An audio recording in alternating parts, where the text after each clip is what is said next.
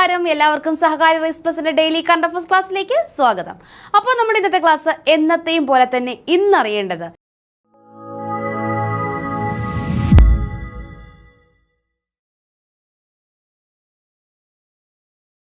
ഇന്നത്തെ വാർത്തയുമായി ബന്ധപ്പെട്ട് ഇന്ന് നമുക്ക് എന്തെല്ലാം അറിയാം, ക്ലാസ്സിലേക്ക് കടക്കാം. കത്തി അമർന്നു അപകട കപ്പൽ. അപ്പോൾ വീണ്ടും നമ്മുടെ അറബിക്കടലിൽ ഒരു കപ്പൽ ദുരന്തം, അതും നമ്മുടെ കേരള തീരത്ത്.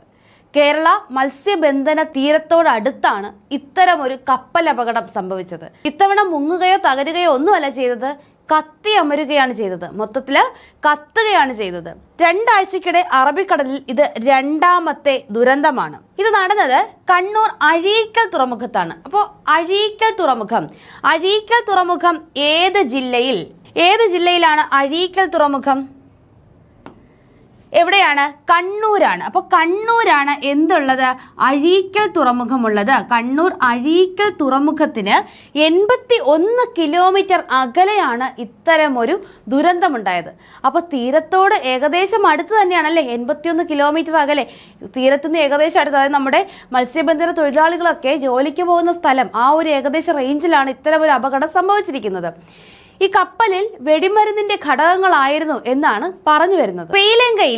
ശ്രീലങ്കയിലെ കൊളംബോ തുറമുഖത്ത് നിന്നും മുംബൈയിലെ നവശേവ തുറമുഖത്തേക്ക് പോയ MV വാൻഹോയ്, എന്താണ്? MV വാൻഹോയ് എന്ന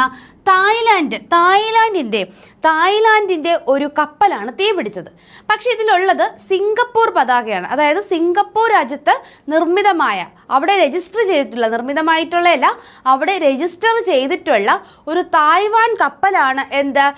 MV വാൻഹോയ്. എന്താണ്? MV വാൻഹോയ്. ഇത് ശ്രീലങ്കയിലെ കോങ്കോയിൽ നിന്നും നമ്മുടെ നവശേവ തുറമുഖം നമുക്ക് എല്ലാവർക്കും അറിയാം, മുംബൈയിലാണ്. അപ്പോൾ നമുക്ക് ജിയോഗ്രഫിയുമായി ബന്ധപ്പെട്ട് ചോദിക്കാൻ പറ്റുന്ന ചോദ്യങ്ങളാണ് ഇതൊക്കെ. കൊളംബോ ഏത് രാജ്യത്താണ്? എവിടെയാണ്? ശ്രീലങ്കയിലാണ്. നവശേവ തുറമുഖം എവിടെയാണ്? മുംബൈയിലാണ് നവശേവ തുറമുഖം. അപ്പോൾ അവിടെയാണ് ഈ MV വാൻഹോയ് 503 എന്നുകൂടി ഉണ്ട് കേട്ടോ. MV വാൻഹോയ് 503 എന്ന തുറമുഖം എന്ത് ചെയ്തത്? കത്തി അമർന്നത്. തുറമുഖമല്ല, കപ്പൽ കത്തി അമർന്നത്. അപ്പോൾ നമുക്ക് ഇപ്പോൾ 3 കപ്പൽ നമ്മുടെ ലിസ്റ്റിലായി കഴിഞ്ഞു അല്ലേ? 3 കപ്പൽ നമ്മുടെ ലിസ്റ്റിലായി കഴിഞ്ഞു. ഏതൊക്കെയാണ്? ഒന്ന് MSC എൽസ, കഴിഞ്ഞ ദിവസം എന്ത് ചെയ്തു? നമ്മുടെ അറബിക്കടലിൽ മറിഞ്ഞ കപ്പൽ, കുറച്ച് ദിവസം മുന്നേ മറിഞ്ഞ കപ്പലാണ് MSC എൽസ. പിന്നെ ഏതാണ്? MSC Irina. എന്താണ്? നമ്മുടെ വിഴിഞ്ഞം തീരത്തടുക്കുന്ന ലോകത്തിലെ തന്നെ ഏറ്റവും വലിയ കണ്ടെയ്നർ കപ്പലാണ് MSC ഐറീന. അപ്പോൾ ഈ 3 കപ്പലുകളും നമ്മുടെ PSCയുടെ ലിസ്റ്റിൽ വന്നിട്ടുണ്ട്. ഉറപ്പായിട്ടും ഇതുമായി ബന്ധപ്പെട്ട ഏതൊരു ചോദ്യം വന്നാലും ഈ 3 കപ്പലിന്റെ പേരുകളും അതിലുണ്ടായിരിക്കും. അപ്പോൾ കൃത്യമായിട്ട് തന്നെ പഠിച്ചു പോവുക. വിഴിഞ്ഞം ബെർത്തിൽ ഐറീന. അപ്പോൾ നമ്മുടെ ഐറീന വിഴിഞ്ഞത്തെത്തിയിരിക്കുന്നു. ഈ ഐറീന കപ്പലിന്റെ നീളം നമ്മൾ പറഞ്ഞു, ലോകത്തിലെ തന്നെ ഏറ്റവും വലിയ കണ്ടെയ്നർ കപ്പലാണ് ഏത്? MSC Irina. അപ്പോൾ അതിന്റെ വലിപ്പം, അത് നമ്മുടെ വിഴിഞ്ഞം തീരത്ത്, അതായത് നമ്മുടെ കൊച്ചു കേരളത്തിലെ നമ്മുടെ തിരുവനന്തപുരത്ത് വിഴിഞ്ഞം തീരത്ത് ആ കപ്പൽ വന്നു. അപ്പോൾ നമുക്ക് അതിനെപ്പറ്റി വാർത്തയിൽ വന്ന കുറച്ച് പോയിന്റ്സ് പഠിക്കാം.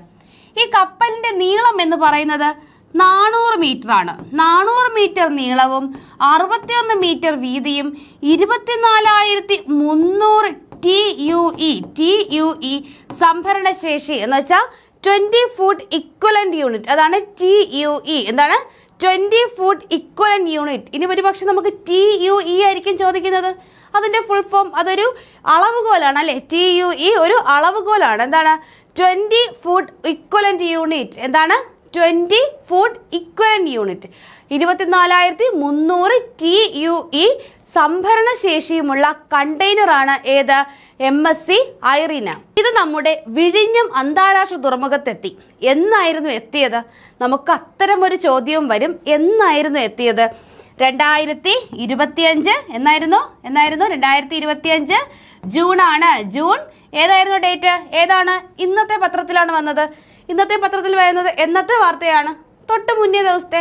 അപ്പോൾ 2025 ജൂൺ 9 ലോകത്തിലെ ഏറ്റവും വലിയ കണ്ടെയ്നർ കപ്പൽ, ഏറ്റവും വലിയ ചരക്കു കപ്പൽ, ഏറ്റവും വലിയ ചരക്കു കപ്പലായ MSC ഐറിന വിഴിഞ്ഞം അന്താരാഷ്ട്ര തുറമുഖത്ത് എത്തിയത്. ഇതിലൊരു മലയാളി സാന്നിധ്യമുണ്ട്. അപ്പോൾ ഏത് കേസ് എടുത്താലും അതിലൊരു മലയാളി ഉറപ്പാണല്ലേ. അപ്പോൾ ഇതിൽ ഏറ്റവും പ്രമുഖനായ ഒരു മലയാളി ഈ കപ്പലിന്റെ ക്യാപ്റ്റനാണ് വില്ലി ആന്റണി. അപ്പോൾ ഇത്തരം ഒരു കണ്ടെയ്നർ കപ്പൽ, ലോകത്തിലെ ഏറ്റവും വലിയ കണ്ടെയ്നർ കപ്പലിന്റെ ക്യാപ്റ്റനായി ആര് വരുന്നു? വില്ലി ആന്റണി. തൃശൂർ സ്വദേശിയായ വില്ലി ആന്റണി ആയിരുന്നു നമ്മുടെ MSC ഐറിനയുടെ കപ്പിത്താൻ. മലയാളിയാണ്. ലോകത്തിലെ ഏറ്റവും വലിയ ചരക്ക് കപ്പലാണ് വിഴിഞ്ഞം തുറമുഖത്തെത്തുകയാണ്. ക്യാപ്റ്റൻ ആരായിരുന്നു? വില്ലി ആന്റണി. ആരാണ്? വില്ലി ആന്റണി. 2025 ജൂൺ 9 ഇത് സംഭവിച്ചത്.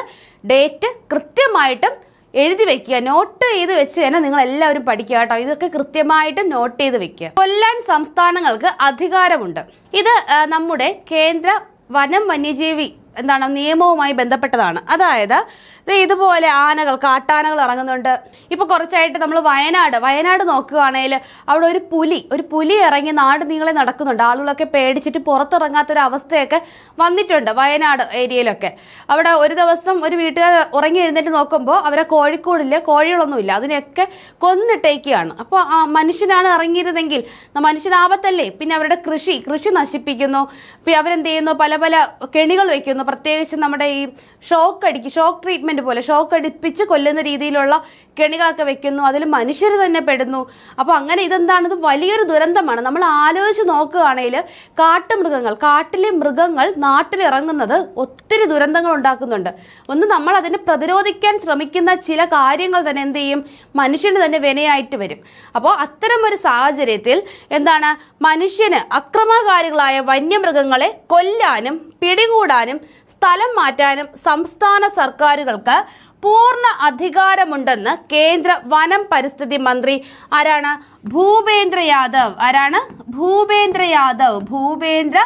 യാദവ് ആണ് വനം പരിസ്ഥിതി വകുപ്പ് മന്ത്രി. അദ്ദേഹം എന്താണ് പറഞ്ഞത്? അക്രമകാരിയാണെങ്കിൽ ഒരു വന്യമൃഗം കാട്ടിലിറങ്ങുന്നു. നമ്മൾ അരിക്കൊമ്പനെയൊക്കെ തിരിച്ചുകൊണ്ടാക്കിയിട്ടുണ്ടല്ലേ. അപ്പോൾ വന്യമൃഗം കാട്ടിലിറങ്ങിയാൽ ഉടനെ കൊല്ലണമെന്നല്ല പറയുന്നത്. അത് അക്രമകാരിയാണെങ്കിൽ, അത് മനുഷ്യന് ഹാനി വരുത്തുന്നുവെങ്കിൽ അതിനെന്ത് ചെയ്യാം? കൊല്ലാനും പിടികൂടാനും സ്ഥലം മാറ്റാനും, ഇനിയും ആ മേഖലയിലേക്ക് വരാത്ത രീതിയിൽ അതിനെ സ്ഥലം മാറ്റാനും ഒക്കെ സംസ്ഥാന സർക്കാരുകൾക്ക് അധികാരമുണ്ടെന്ന് പറയുകയാണ് നമ്മുടെ വനം പരിസ്ഥിതി വകുപ്പ് മന്ത്രി ഭൂപേന്ദ്ര യാദവ്. അപ്പൊ അത് വളരെ നല്ലൊരു കാര്യമാണ്. ഇത് 1972 നമ്മുടെ വന്യജീവി സംരക്ഷണ നിയമം. കേന്ദ്ര വന്യജീവി സംരക്ഷണ നിയമം വരുന്നത് 1972 ഈ നിയമത്തിലെ 11A ഏതാണ്? 11A വകുപ്പ് പ്രകാരം 1-ാം പട്ടികയിലും 2-ാം പട്ടികയിലും ഉൾപ്പെടുന്ന മൃഗങ്ങളെ ഇത്തരത്തിൽ കൈകാര്യം ചെയ്യാനുള്ള അധികാരം സംസ്ഥാന ചീഫ് വൈൽഡ് ലൈഫ് വാർഡന്മാർക്കാണ്. ആർക്കാണ്? സംസ്ഥാന ചീഫ് വൈൽഡ് ലൈഫ് വാർഡന്മാർക്ക്. സംസ്ഥാന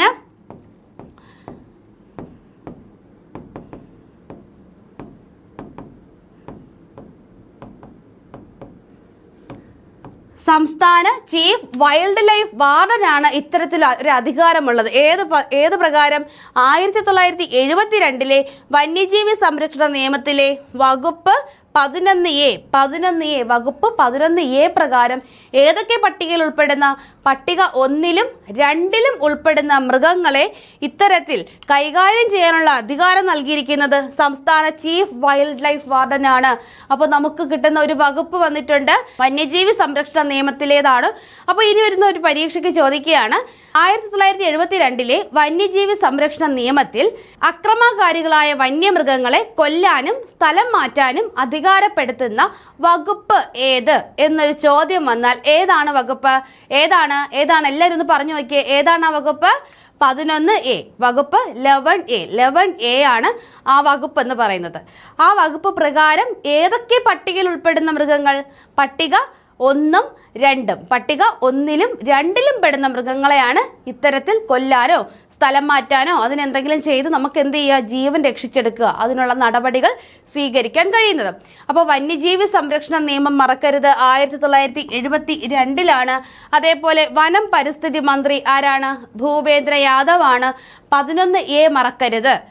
അപ്പോൾ ഇത്രയും ഓക്കെ അല്ലേ? 11A ഉണ്ട്, നമ്മുടെ വന്യജീവി സംരക്ഷണ നിയമം ഉണ്ട്, 1972 ഉണ്ട്.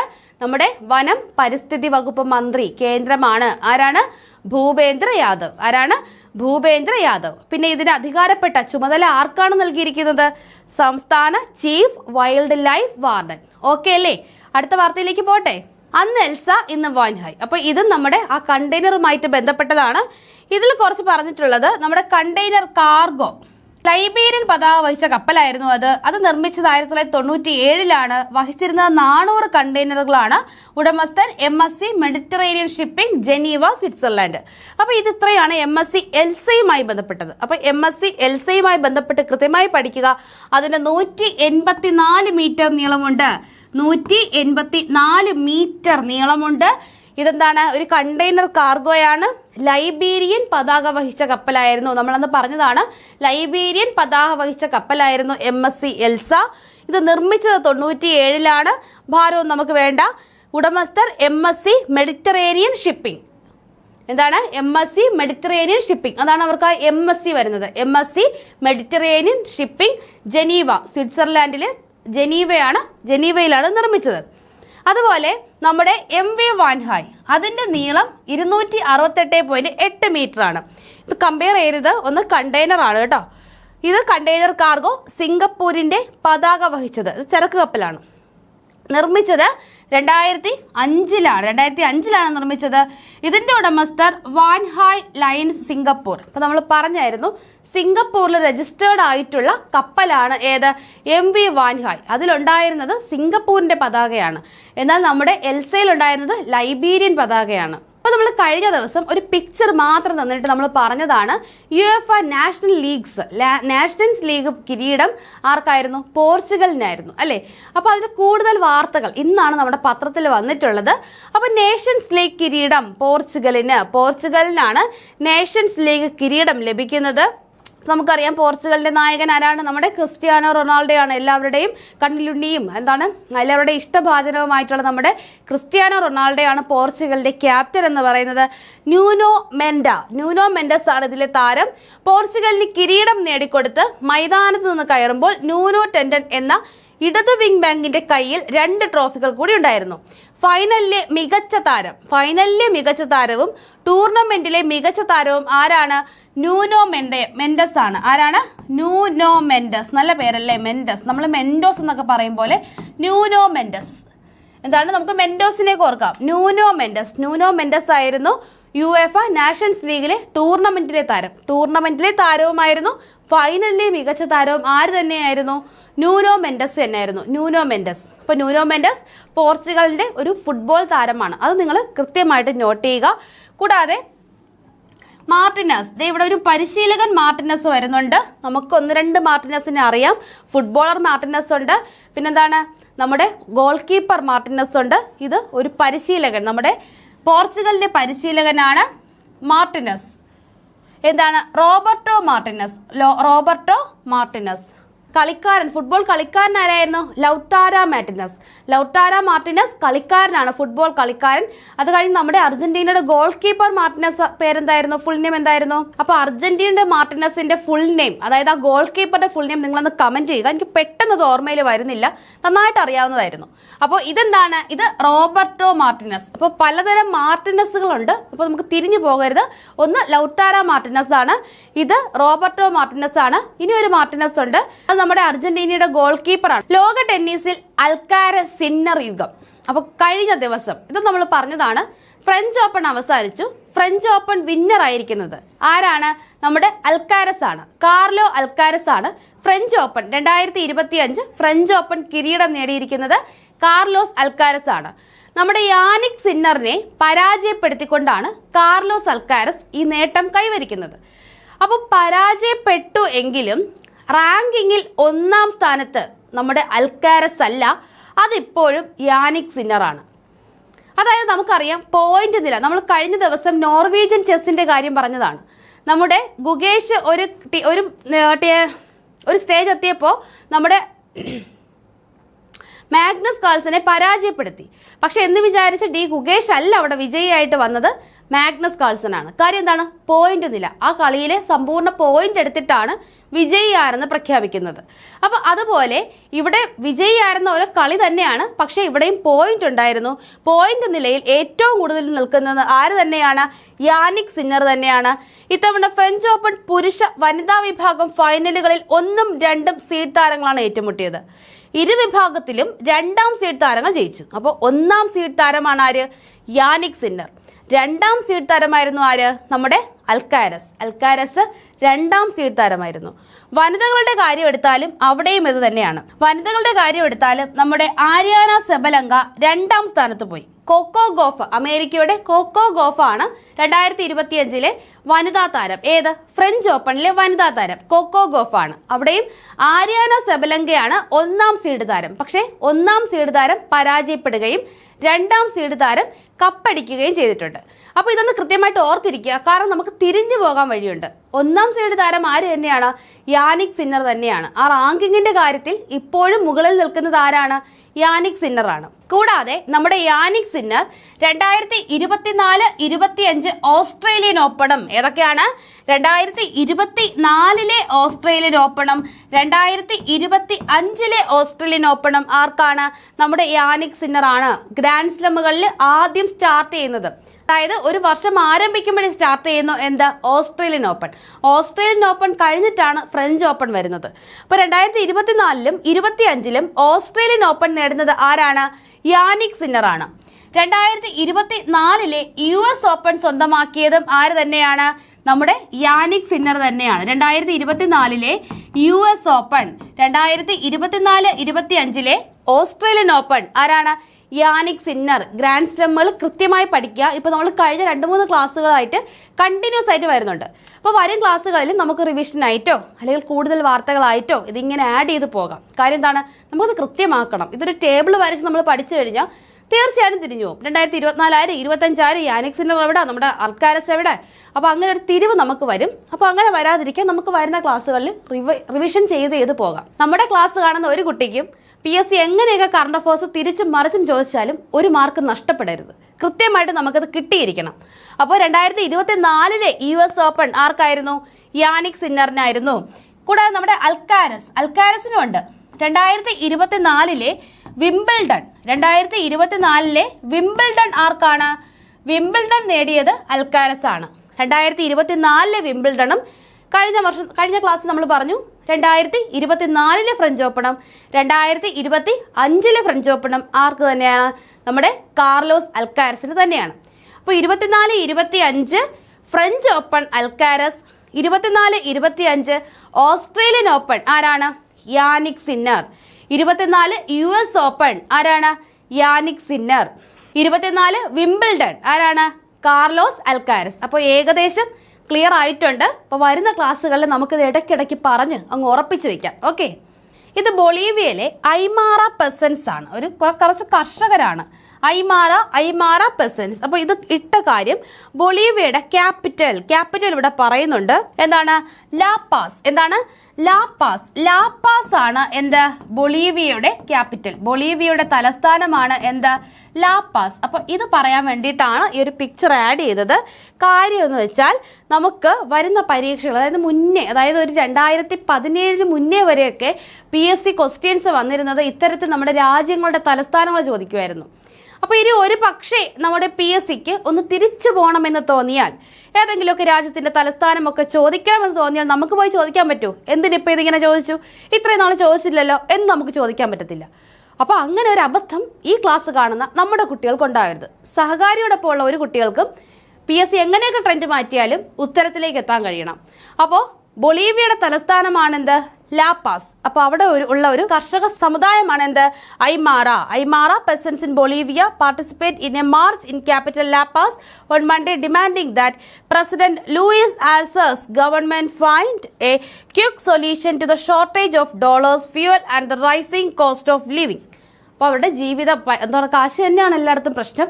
അപ്പോൾ അവർക്ക് എന്ത് ചെയ്യാം, ഡോളറിന്റെ ഷോർട്ടേജിലും പിന്നെന്താണ് മറ്റ് സാമ്പത്തിക മാന്ദ്യം, ലൈഫ് എക്സ്പെൻഡിച്ചർ, അപ്പോൾ എല്ലാ പ്രശ്നങ്ങളും പരിഹരിക്കണമെന്ന് പറഞ്ഞ് അവർ പ്രസിഡന്റ് ആയിട്ടുള്ള ലൂയിസ് ആഴ്സസിന് മുന്നേ ഒരു മാർച്ചിലോട്ട് പോകുന്ന ഒരു മാർച്ച് നടത്തുന്ന ഒരു ചിത്രമാണിത്.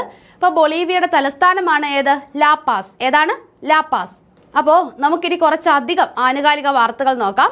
എല്ലാ പത്ര കട്ടിങ്സും നമുക്ക് ഇതേപോലെ ചേർത്ത് ക്ലാസ് പറയാൻ പറ്റത്തില്ല. അപ്പോൾ ചിലതൊക്കെ നമുക്ക് പോയിന്റ് വൈസ് നോക്കിപ്പോവാം. അതാണ് ഈ കൂടുതൽ ആനുകാലിക വാർത്തകൾ നിങ്ങളിലേക്ക് എത്തിക്കുന്നത്. അപ്പോൾ ഇത് നമ്മുടെ ചിനാബ് പാലത്തെ പറ്റിയാണ്. കഴിഞ്ഞ ദിവസം നമ്മൾ എല്ലാവരും അറിഞ്ഞതാണ് അല്ലേ, ലോകത്തിലെ ഏറ്റവും ഉയരമുള്ള റെയിൽവേ പാലം. കൂടാതെ എന്താണ്? കമാന പാലം. എന്താണ്? ലോകത്തിലെ ഏറ്റവും ഉയരത്തിലുള്ള കമാന പാലമാണ് എന്ത്? ചിനാബ് പാലം.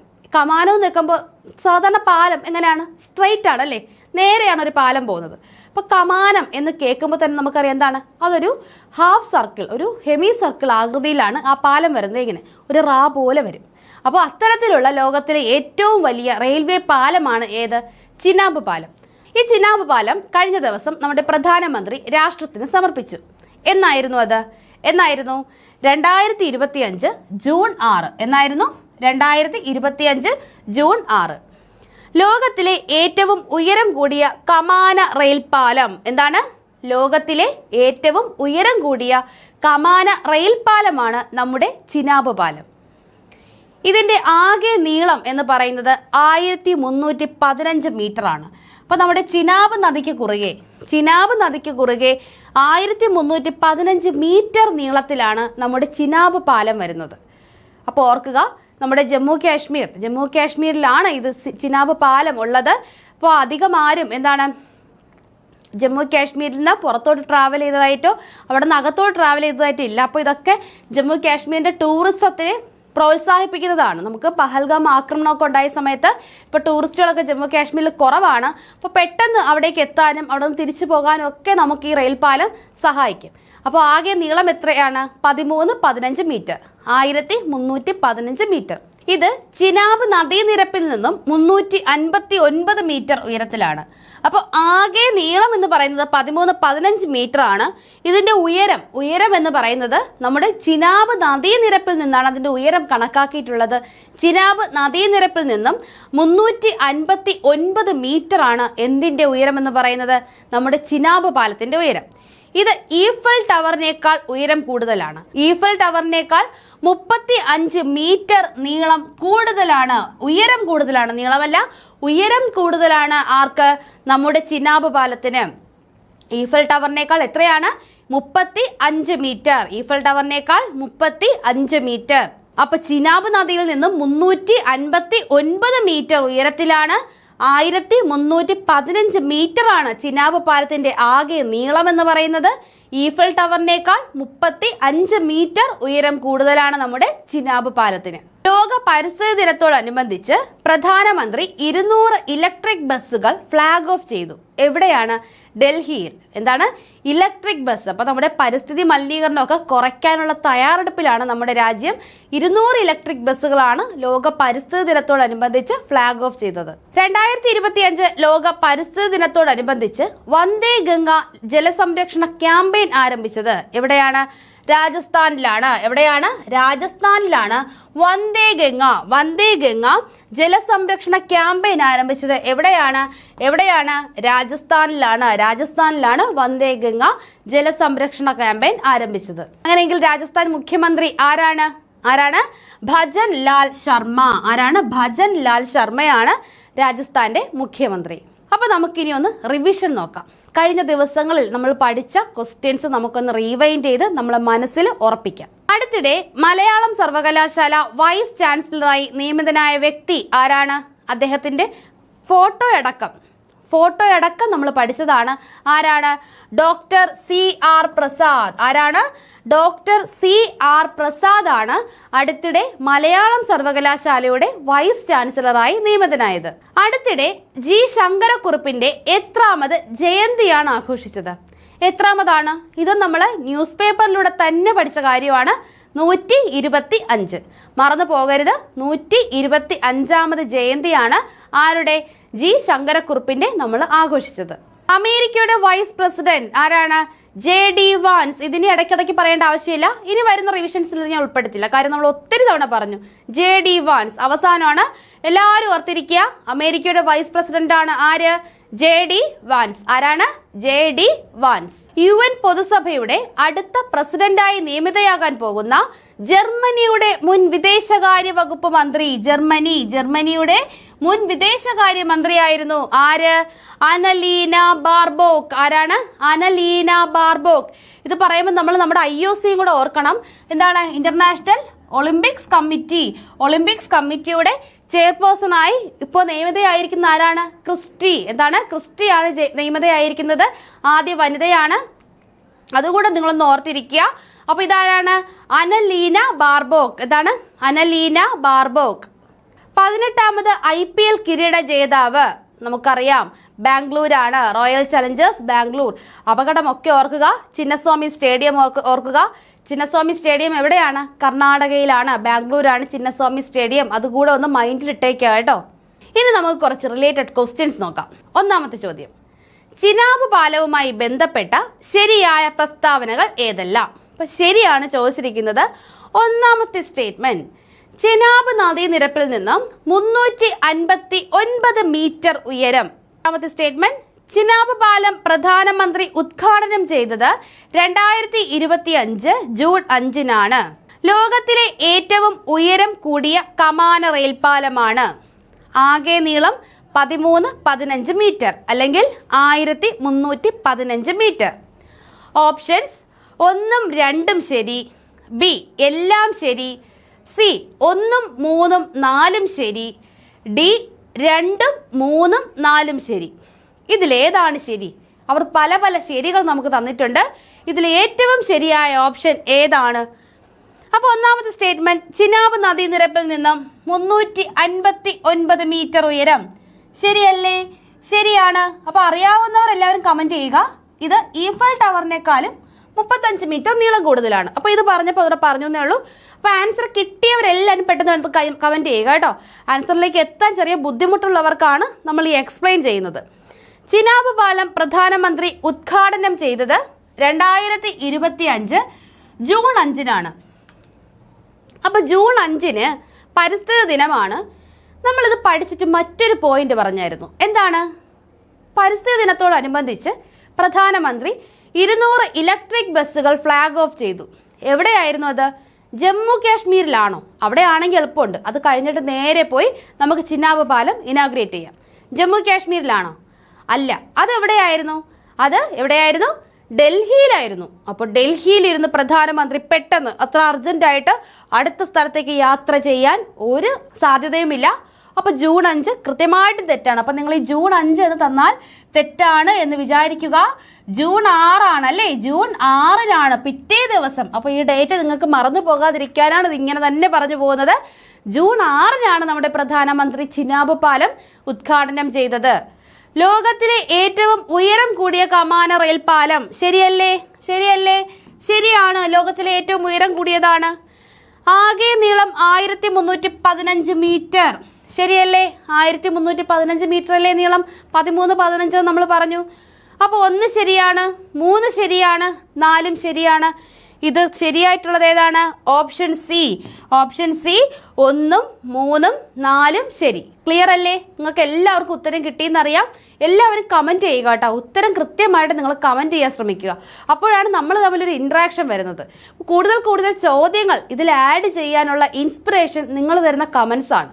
അടുത്ത ചോദ്യത്തിലേക്ക് കടക്കാം. കേന്ദ്ര വന്യജീവി സംരക്ഷണ നിയമം അല്ലെങ്കിൽ വനം വന്യജീവി സംരക്ഷണ നിയമം നിലവിൽ വന്ന വർഷം? A 1975, B 72, C 80, D 85. ഏതാണ് ആ വർഷം? ഏതാണ്? എല്ലാവരും ഓർക്കേ. കേന്ദ്ര വന്യജീവി സംരക്ഷണ നിയമം ഏത് വർഷമാണ് പാസ്സായത്? നമ്മുടെ ഭൂപേന്ദ്ര യാദവ് ആണ് കേന്ദ്ര വനം പരിസ്ഥിതി വകുപ്പ് മന്ത്രി. കേന്ദ്രമാണ്. അപ്പോൾ ഈ നിയമം എന്നാണ് വന്നത്? എല്ലാവരും കമന്റ് ചെയ്തല്ലോ. അപ്പോൾ നമുക്ക് ഉത്തരം ഏതാണെന്ന് നോക്കാം. നിങ്ങൾ കമന്റ് ചെയ്തതാണോ ഉത്തരം എന്ന് അറിയണമല്ലോ. ഏതാണ്? ഓപ്ഷൻ ബി ആണ്. Option B 1972. അടുത്ത ചോദ്യം പിന്നെയും അത്. അപ്പോൾ ഇനി ഈ ചോദ്യം നമ്മൾ ഇടത്തില്ല. അമേരിക്കയുടെ നിലവിലെ vice president Annalena Baerbock, DR Van Gogh, Magnus Carlsen, JD Vance. ആരാണ്? എല്ലാവരും കമന്റ് ചെയ്ത്, എല്ലാവർക്കും അറിയാം. ഇതിനെല്ലാവരും കമന്റ് ചെയ്യണം. ആരാണ്? JD Vance. ആരാണ്? നമ്മുടെ JD വാൻസ് ആണ് അമേരിക്കയുടെ നിലവിലെ വൈസ് പ്രസിഡന്റ്. ആരാണ്? JD Vance. 2025 ഫ്രഞ്ച് ഓപ്പൺ പുരുഷ വിഭാഗം സിംഗിൾസിൽ വിജയിച്ച താരം ആരാണ്? ഇതും നമുക്ക് കൃത്യമായിട്ടും അറിയാവുന്നതാണ്. Rafael Nadal, Casper Ruud, Carlos Alcaraz, ജോക്കോവിച്ച്. ആരാണ്? എല്ലാവർക്കും അറിയാം. പെട്ടെന്ന് കമന്റ് ചെയ്തേ. ആരായിരുന്നു? യാനിക് സിന്നറും കൂടെ ഓപ്ഷനിൽ ഇടാനുള്ളതായിരുന്നു, വിട്ടുപോയി. അപ്പോൾ ആരാണ് എന്ന് എല്ലാവരും കമന്റ് ചെയ്ത് കഴിഞ്ഞു. എളുപ്പമാണ്, പെട്ടെന്ന് നിങ്ങൾ കമന്റ് ചെയ്യാൻ പറ്റുന്ന ഒരു ഉത്തരവാണത്. എന്താണ്? Option C, Carlos Alcaraz. അവസാന ചോദ്യം. 2025 ഫ്രഞ്ച് ഓപ്പൺ വനിതാ വിഭാഗത്തിൽ 2ാം സ്ഥാനത്തെത്തിയ താരം. എന്താണ് നമ്മുടെ ചോദ്യം? ചോദ്യം കൃത്യമായി വായിക്കുക. 2ാം സ്ഥാനം എന്നാണ് നമ്മുടെ ചോദ്യം.